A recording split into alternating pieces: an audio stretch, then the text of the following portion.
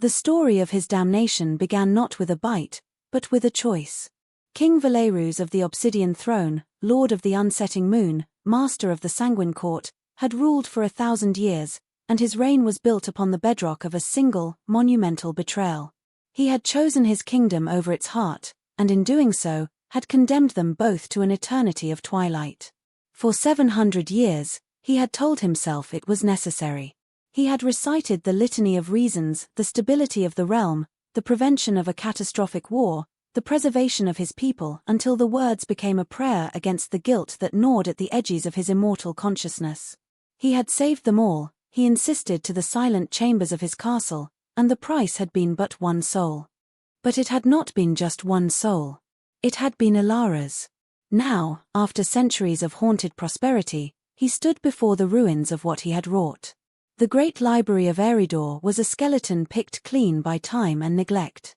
Moonlight, thin and watery, spilled through the shattered dome of its ceiling, illuminating swirling motes of dust that danced like frantic ghosts in the still air. Books, their spines broken and their pages warped into stiff, brown waves, lay in decaying mounds.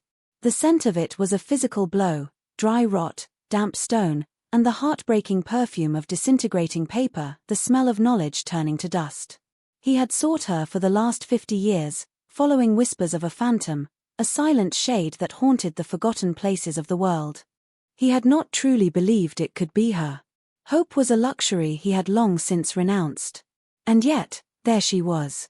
She sat on the floor in the center of a silvered patch of moonlight, her back to him.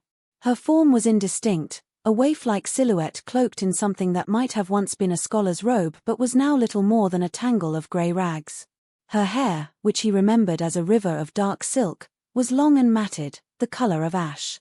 She was painstakingly arranging fragments of broken pottery on the floor, her movements slow and deliberate, as if the fate of the world rested on the precise placement of each shard. He could feel the silence that clung to her, a palpable aura, a curse woven from his own ambition and fear. It was the curse he had laid upon her, to be unseen, unheard, and perpetually forgotten by the world. A ghost in her own life, tethered to the wreckage of her passion. He took a single, soundless step forward, the ancient stones of the library floor granting him the grace of silence. His heart, a dead and useless muscle in his chest, gave a phantom ache. This was the woman who had taught him to read the stars, who had debated philosophy with him until dawn painted the sky, whose laughter had been the only music that could still the restless shadows in his soul. He had loved her with a ferocity that terrified him, and in his terror, he had destroyed her. He stopped, a dozen feet away, the distance between them a chasm filled with 700 years of his regret. He wanted to call her name, but the word was a shard of glass in his throat. What right had he to speak it? As if sensing his presence, her methodical movements ceased. Her hand, holding a crescent-shaped piece of blue-glazed pottery, froze mid-air. Slowly, with an infinite, weary grace that broke his heart, she turned her head. Her face was thin, all sharp angles and hollows, her skin translucent in the moonlight. But her eyes were the same. The color of a storm-tossed sea, and they held the accumulated weight of centuries of isolation.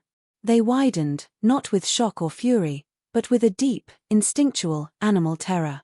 It was the look of a creature that has been hunted for so long it has forgotten any other way to exist.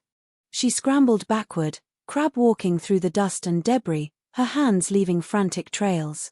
The pottery shards scattered, their careful arrangement ruined. A low, guttural sound escaped her throat, not a word, but the raw, pre-verbal noise of pure fear. He saw it then, the true shape of his sin. He had not merely silenced her, he had broken her. He had taken a brilliant, vibrant scholar and ground her down into this terrified, spectral thing. Ilara, he whispered, the name finally tearing free, a sound of rust and ruin. At the sound of her own name from his lips, she flinched as if struck.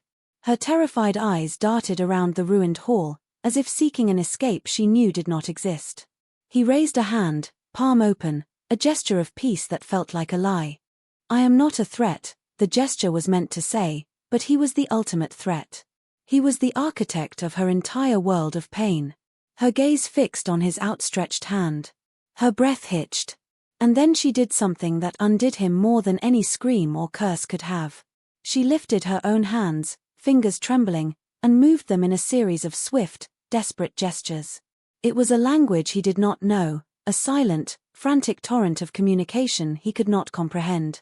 Her eyes pleaded with him, a desperate, silent scream for him to understand. But the meaning was lost to him, as lost as she had been. He lowered his hand, the weight of his failure pressing down, a physical force. He had taken her voice, and she, in her unquenchable, brilliant resilience, had found another. And he, in his arrogance, could not even understand it. The curse had not just made her invisible to the world, it had made her incomprehensible to him. He sank to one knee in the dust of her ruined life, the king of the obsidian throne brought low not by an army, but by a pair of pleading, silent hands. The moonlight caught the sheen of unshed, impossible tears in his ancient eyes. The first step, he knew, was not to speak. It was to listen. And he had centuries of silence to atone for. He would spend another eternity right here, in this dust, if that's what it took to learn her new language. He would learn to read the catechism of her pain, one gesture at a time. This was his new vow, sworn not on his crown, but on the fragments of her broken world. For 6 days, he did not move from the library. He was a statue of obsidian and regret, kneeling in the same spot, watching her. He did not eat, he did not sleep. The needs of the living were a distant memory, and the needs of the dead were simple. He needed only to watch, to learn. He watched her rebuild her shattered world of pottery shards, her focus absolute. He watched her trace the faded gilt on a book's spine with a reverent finger.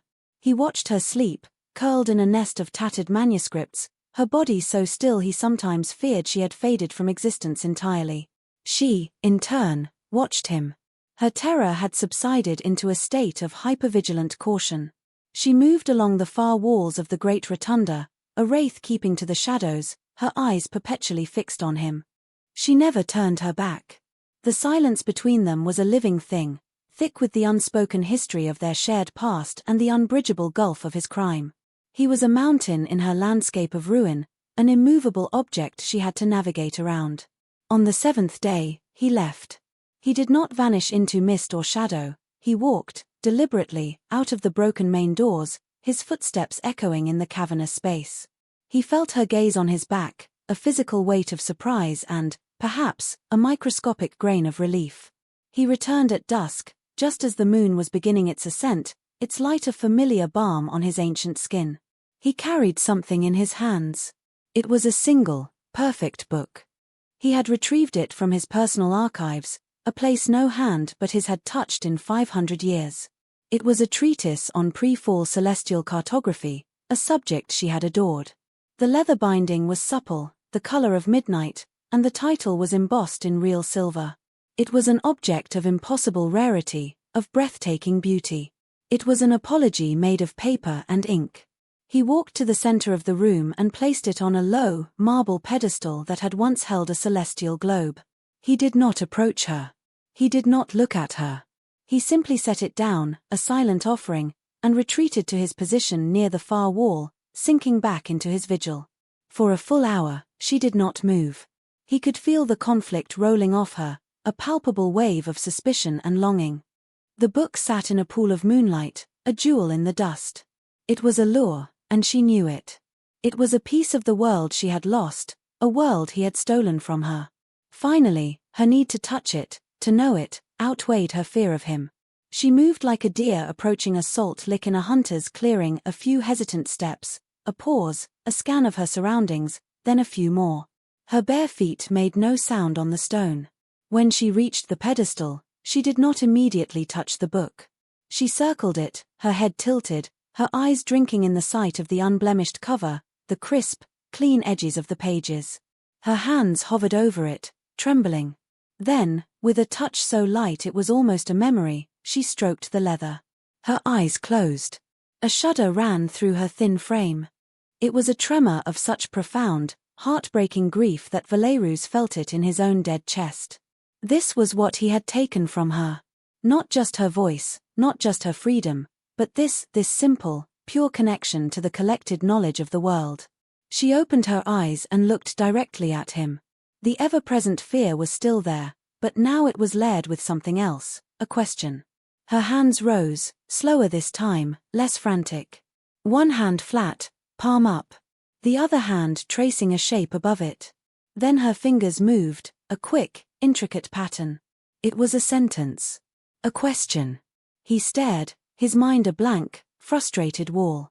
He could not understand.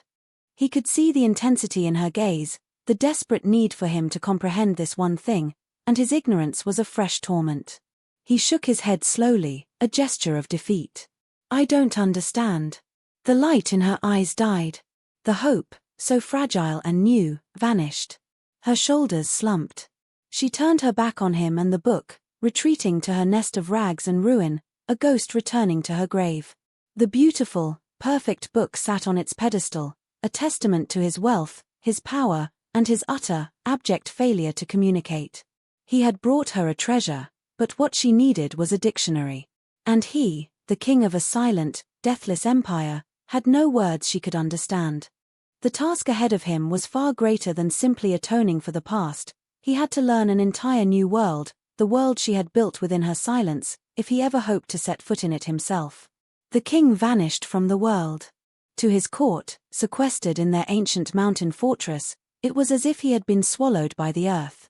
Rumors circulated in hushed whispers in the torchlit halls that he had gone to ground for a deep slumber, that he was pursuing a rival across the sea, that his mind, burdened by a millennium of existence, had finally fractured. His seneschal, an old and weary vampire named Lucian, quelled the rumors with quiet authority, but even he did not know the truth. The truth was far stranger, far more humbling. Valerus had gone to school. He found it in a forgotten city, buried in the archives of a monastery that had long ago crumbled to dust. A single, leather-bound volume, its pages thin as moth wings, titled The Silent Canticle. A grammar of the hands, it was a lexicon for a monastic order that had taken a vow of absolute silence centuries before his own birth. He took the book and a single, terrified human scholar, a man whose lineage was steeped in obscure languages, and sealed them both away in a remote, lightless tower. For months, Valerus learned. He, who had commanded armies and bent nations to his will, sat hunched over the fragile text, his large, powerful hands clumsy and slow as he tried to mimic the diagrams on the page. The scholar, a man named Alaric who trembled every time the king's red eyes fell upon him, would correct his form. No, your majesty, Alaric would stammer, his voice thin with fear. The thumb must be tucked. It changes the meaning from sky to void, a subtle but crucial distinction. Valerus would stare at his own hand, a hand that had signed death warrants and treaties, and feel the familiar sting of frustration. But he did not rage. He did not threaten. He simply corrected the position, his brow furrowed in concentration. Sky. Void. He was learning the architecture of a new reality. He learned that the speed of a gesture could denote intensity, that the space in which a sign was made held its own context, that the expression on the signer's face was as much a part of the word as the shape of their hands. It was a language of body and soul, a poetry of motion. While the king learned grammar, Ilara survived. The perfect book remained on its pedestal, untouched since that first, grief-stricken caress. It was a monument to a conversation that could not happen. She spent her days in the ruins, her silent rituals a bulwark against the crushing emptiness. She traced the letters of a dead language onto dusty flagstones, then wiped them away. She sorted pebbles by color and size. She watched the moon wax and wane through the shattered dome. Time had lost all meaning. It was simply a long, gray river, and she was a stone at its bottom. His absence was a new kind of silence. It was not the oppressive, watchful silence of his vigil, but an empty, echoing one. It unnerved her. The fear he had instilled was a constant, a known quantity. This new emptiness was a question mark. Had he given up? Had he forgotten her again? The thought sent a cold dread through her, colder than the stone floors. To be remembered, even by her tormentor, was at least to exist. When he returned, it was without fanfare. The sun had set, and he was simply there, standing in the entryway, a shadow among shadows. He was different. The regal arrogance was gone, replaced by a deep, weary stillness. He looked thinner, his ancient features honed to a finer edge by some internal struggle. He did not approach. He stood a great distance from her, near the broken arch of the main door. He waited until her eyes were on him, and then he slowly, deliberately, lifted his hands. His movements were hesitant, careful. He signed a single word. Book. He pointed a finger towards the volume on the pedestal. Ilara froze. The gesture was unmistakable. It was not the fluid, native grace she possessed, but a careful, academic replication. But it was correct. The meaning was clear. She stared at him, her heart, a sluggish and forgotten organ, giving a painful lurch. He had learned a word. For her. Her mind reeled. This was a trick.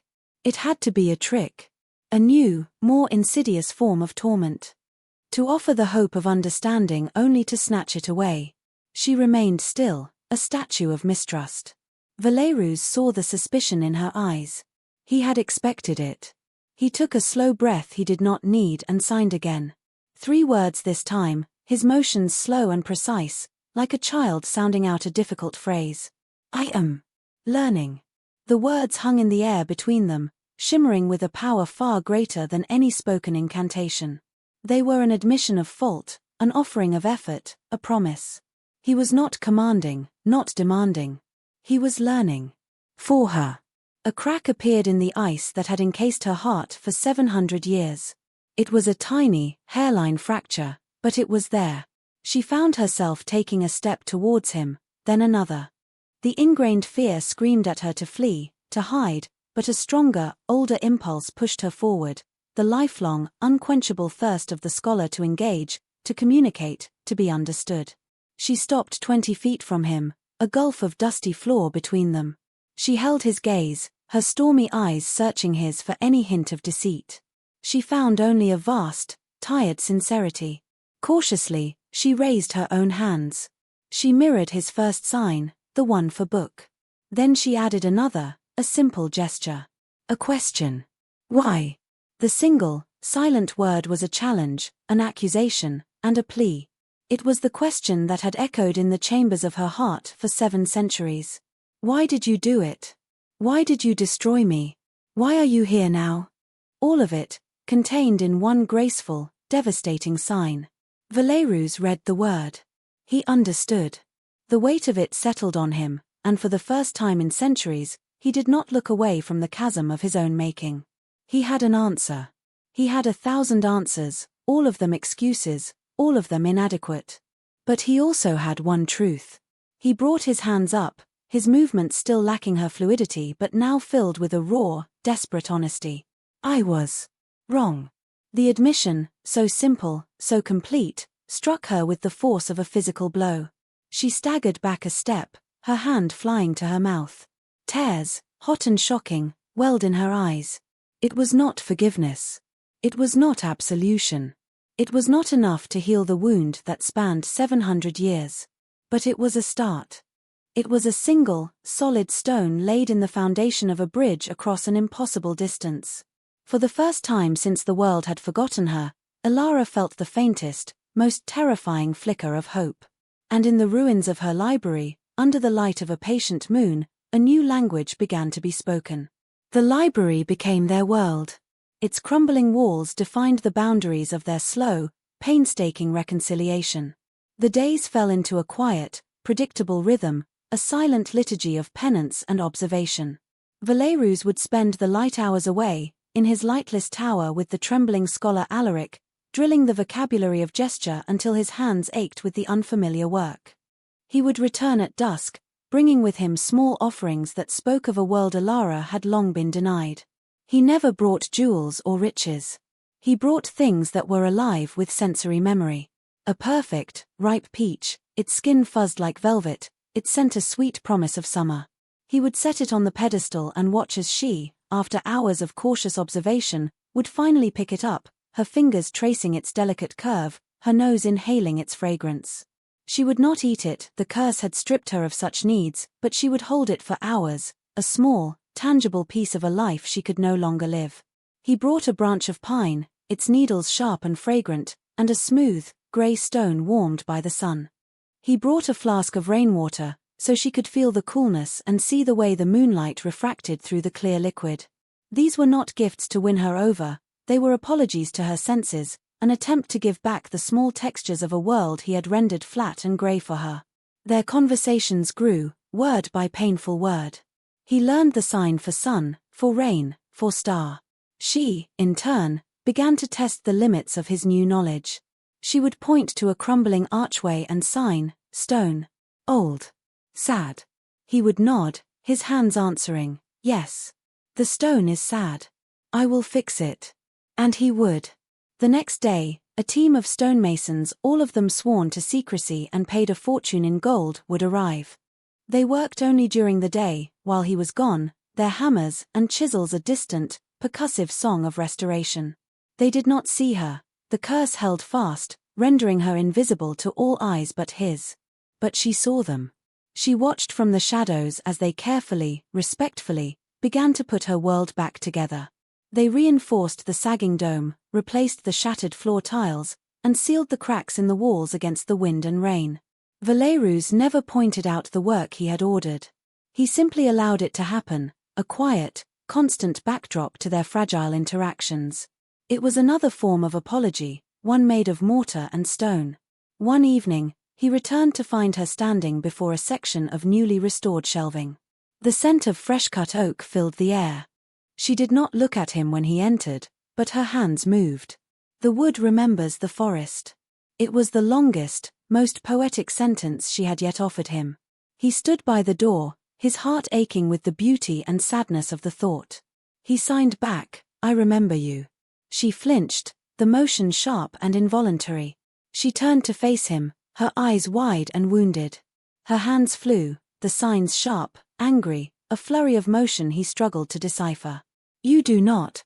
She signed, her face a mask of fury. You remember a girl. A ghost. A story you tell yourself. You did not see me then. You do not see me now. The accusation hit him with the force of a physical blow. He had been so focused on the logistics of atonement, the language, the library, the offerings, that he had failed to grasp the core of his crime. It was not just that he had imprisoned her. It was that he had never truly seen her for who she was, only for what she represented to him, a brilliant, beautiful thing he wished to possess and protect. When protecting his kingdom required her sacrifice, he had made it, because his kingdom was a larger, more important possession. He was guilty. He had never seen the woman, only the idea of her. And now, she was calling him on it, across a gulf of 700 years. He had no defense. No argument. He could only offer the truth of his present. He lowered his head in a gesture of submission, of shame. He raised his hands, his movements slow, heavy with the weight of his realization. Teach me, he signed. Teach me how to see. The fury in her eyes did not vanish, but it was banked, tempered by a flicker of stunned surprise. She had expected him to argue, to defend his past self, to retreat into the arrogance of the king. She had not expected this. This utter capitulation. This raw, pleading vulnerability. She stared at him for a long moment, the silence stretching taut between them. The anger in her posture slowly seeped away, replaced by the familiar, weary weight of her sorrow. She gave a single, sharp nod. It was not forgiveness. It was an agreement. A contract. The tutelage would be her price. His understanding would be the payment. The lessons began the next day. She led him through the ruins, which were now slowly, steadily, being transformed into a place of healing. She would stop and point to an object, and their silent conversations would unfold. She showed him a series of faded markings on a wall. My mother measured my height here, she signed. Every year on my birthday. This was the last one. The mark was level with her shoulder. He looked from the faint line on the stone to her face, and for the first time, he saw not just Alara the scholar, the woman he had loved and betrayed, but a daughter. A child who had once stood against this wall, full of life and impatient to grow. He felt the ghost of that little girl, and the weight of all the birthdays she had lost. He nodded slowly. I see. She led him to a small, alcove-like room he had never noticed before. It was bare, save for a single stone cot. My room, she signed. I slept here. I dreamed here. She looked at the empty space, and he saw the flicker of 1,000 lost dreams in her eyes, dreams of travel, of discovery, of a life that had been stolen before it had truly begun. He was not just looking at an empty room, he was looking at the hollowed-out vessel of her future. I see, he signed again, and this time, the words felt heavier, more true. She showed him the place where she had first kissed a boy, a shy stablehand who had given her a wild rose. She showed him the table where her father had taught her to read. She showed him the window from which she had watched the seasons turn, each one a universe of change and wonder. She was not just showing him a place. She was giving him the pieces of her soul, the memories that made up the person he had tried to erase. With each story, each shared memory, he felt the gilded narrative of his own past crumbling. The great, noble sacrifice he had made for his kingdom was revealed for what it was, a panicked, selfish act of a terrified man who had been unwilling to risk his power for the woman he claimed to love. He had not saved his kingdom. He had merely postponed its rot by sacrificing its most vibrant heart. One night, a fierce storm raged outside, the wind howling through the newly reinforced arches of the library, the rain lashing against the new panes of glass in the dome. The sound of the thunder was like the cracking of old bones. Valerus found Ilara huddled in her old room, her arms wrapped around herself, trembling. She was not cold, he knew. It was a tremor born of memory. He stood in the doorway, uncertain.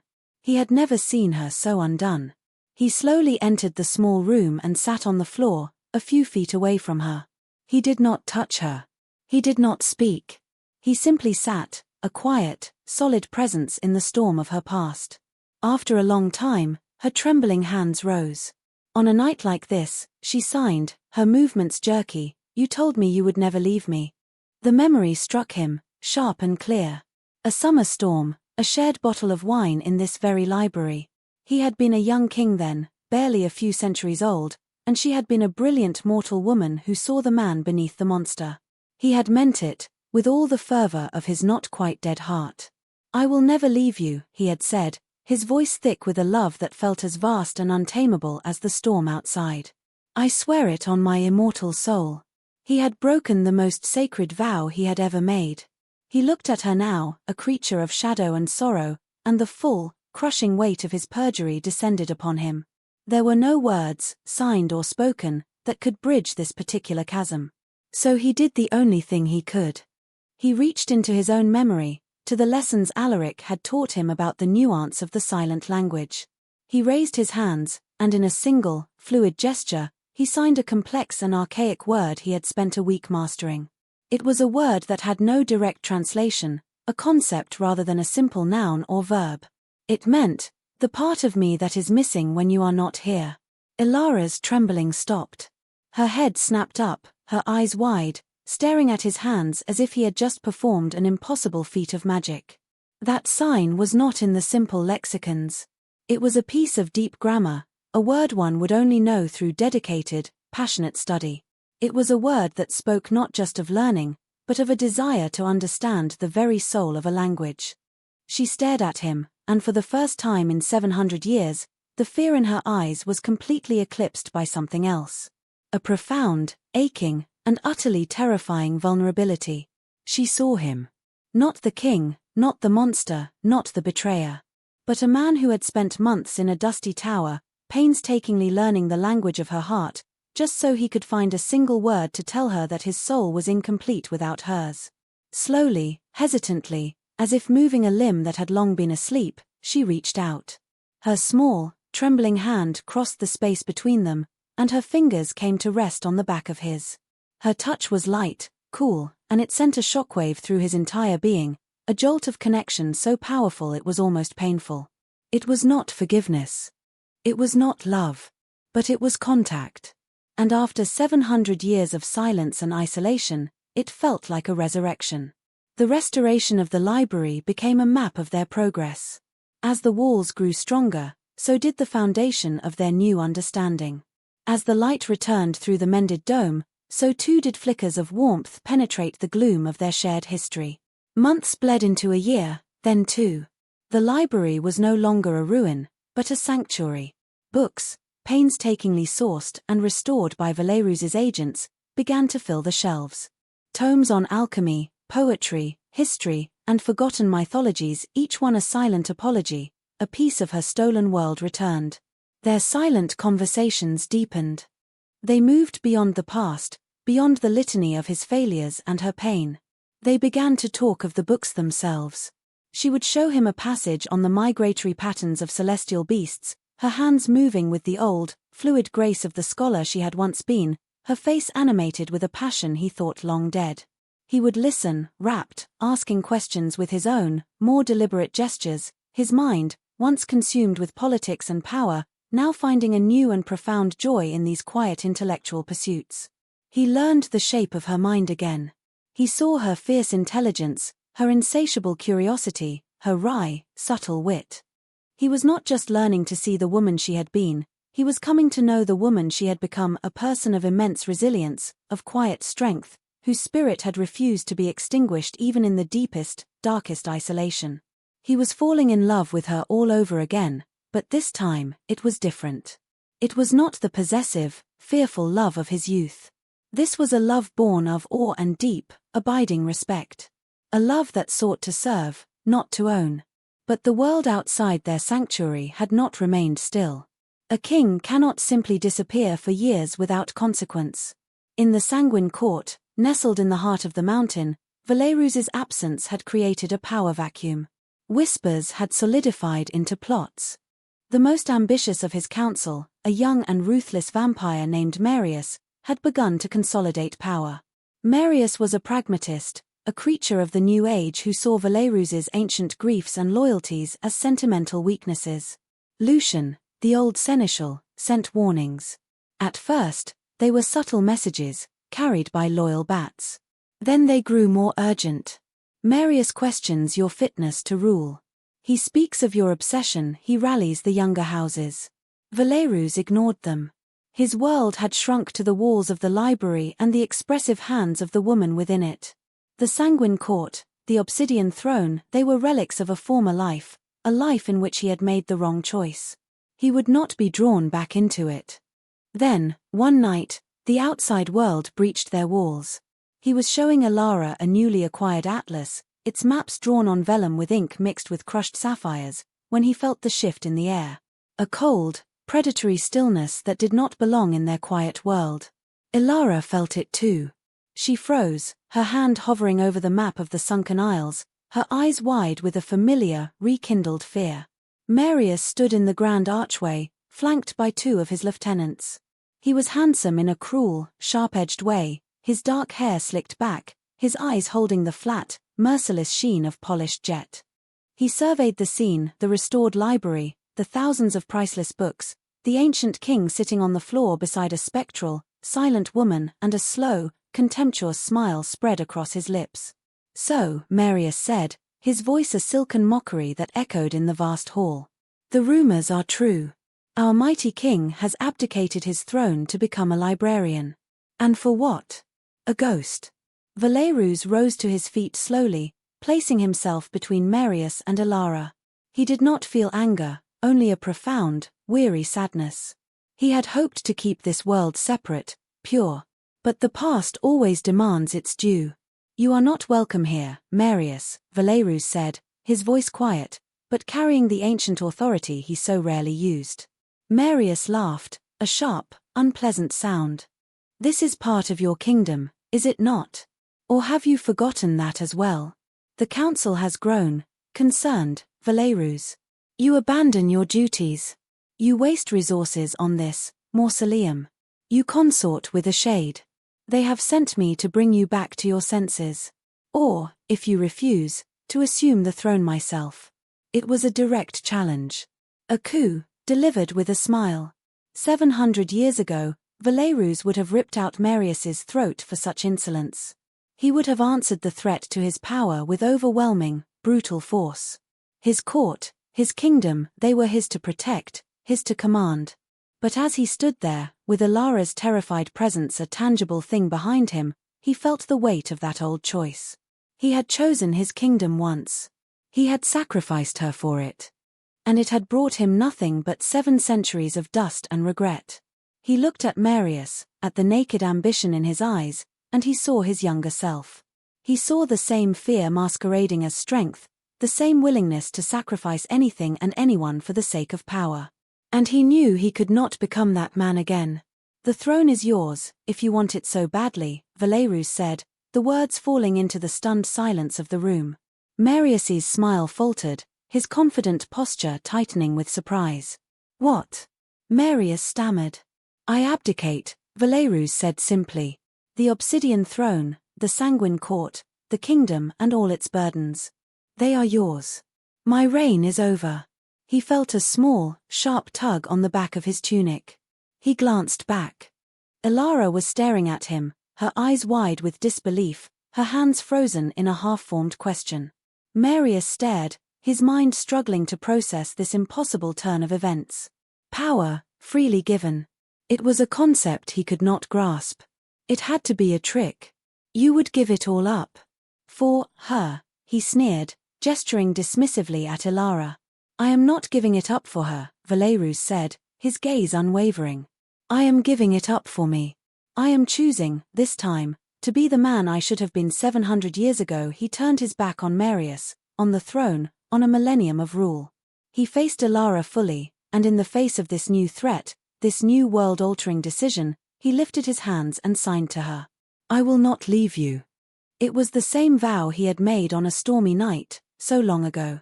But this time, it was not sworn on his soul or his crown. It was sworn with an act of supreme sacrifice. He was laying down his entire world to keep it. Marius watched, his face a mask of confusion and fury. This was not how it was supposed to go. He had come for a confrontation, for a glorious battle that would cement his legend. He had not come for this quiet, baffling act of renunciation. He looked at the silent woman, at the ancient king who had just thrown away an empire for her, and for the first time, he felt a sliver of fear. He was not afraid of Valerius's power. He was afraid of the power Valerius had just abandoned, a power he did not understand. "Take the throne," Valerius said, his voice soft, not looking back. "But know this. This place, this library, is no longer part of your kingdom. It is a sovereign land, and its borders are my body. You and yours are not welcome here. If you ever return, I will remind you what it means to stand against a king who has nothing left to lose." The threat was quiet, but it carried the weight of 1,000 years of absolute power. Marius, for all his ambition, was not a fool. He looked at the set of Valerius's shoulders, at the profound stillness that surrounded him, and he knew it was a threat he could not afford to test. He had won the throne, but he felt, inexplicably, like he had lost the war. Without another word, Marius and his lieutenants turned and melted back into the shadows, leaving the king and his ghost to their newly formed kingdom of two. The silence they left behind was different. It was not empty. It was filled with the resounding echo of a choice, finally, made right. The abdication sent shockwaves through the immortal world, but those waves never reached the shores of the library. Marius, now King Marius, was too busy consolidating his power and dealing with the political fallout to bother with the reclusive former monarch and his strange sanctuary. He declared the library and its surrounding lands tainted, forbidden, a story to frighten young vampires. In doing so, he inadvertently gave Valerius and Ilara the one thing they needed most: peace.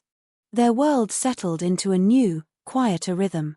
The last of the restoration was completed. The library was whole again, a masterpiece of stone and wood and glass, filled with the gentle, rustling silence of thousands of books. The curse on Ilara remained. Valerius did not know how to undo the ancient, grief-fueled magic he had woven, but its power was lessened within these walls. Here, she was not a ghost. She was seen. She was heard. She was known. One evening, Valerius entered the library carrying a large, flat object wrapped in oiled canvas. He found Ilara in the astronomy section, under the great dome where the constellations were etched into the glass, glowing with faint, captured starlight. She was reading, her fingers tracing the lines of a text on lunar eclipses. She looked up as he approached, her eyes calm and questioning. He set the object down and unwrapped it. It was a book, but larger and more ornate than any he had brought before. It was bound not in leather, but in dark, polished wood, inlaid with a delicate filigree of mother-of-pearl. It had no title on its cover. "What is it?" she signed, her curiosity piqued. He opened it for her. The pages were blank. They were not paper or vellum, but thin, smooth sheets of slate. Lying in a recessed compartment in the cover was a single, sharp piece of chalk. "Your book," he signed, his hands moving with a fluency that was now second nature. "You were the keeper of histories. But your greatest history was never written." She stared at the blank pages, her breath catching in her throat. She looked at him, her eyes shining with an emotion so profound it needed no translation. He had not just restored her library. He had given her back her purpose. He was not asking her to write about the world, or about him, or about the past. He was giving her a space to write her own story, in her own time, for her own sake. She reached out and took the chalk. The piece was cool and solid in her palm. She turned to the first slate page and, with a hand that did not tremble, she began to write. She did not use the written language of men, the clumsy, phonetic alphabet. She drew the graceful, intricate symbols of the silent canticle. She wrote the story of a girl who loved books, who was silenced, who became a ghost, and who, in the ruins of her own life, learned to speak again. Valerus did not read over her shoulder. He gave her the dignity of her own creation. He simply sat with her, a quiet guardian, as she filled the slate pages with the silent, elegant poetry of her survival. Weeks later, she finished. She showed him the final page, on which she had drawn two symbols. The first was the sign for librarian, the second was the sign for king. Between them, she had drawn a new sign, one of her own invention. It was a picture of two hands, clasped. It was a sign that had no word in any language, but whose meaning was perfectly, breathtakingly clear. He looked at the sign, and then at her. The question was in his eyes, a hope so fragile he dared not give it form with his own hands. She answered it. Slowly, she reached out, not for his hand this time, but for his face. Her cool fingers traced the line of his jaw, a jaw that had been set in grim determination for 1,000 years. Her touch was not one of passion, not yet. It was a touch of acceptance. Of profound, quiet, and miraculous understanding. She leaned in, and for the first time in 700 years, she closed the distance between them completely. She rested her forehead against his. It was a gesture of absolute trust, of shared peace. In the silent, starlit library, surrounded by the stories of the world, their own story was finally beginning, not with a roar of passion, but with a shared, peaceful breath. The king had lost his kingdom, but here, in the quiet heart of a single room, with a single soul who had taught him how to see, he had finally, truly, come home.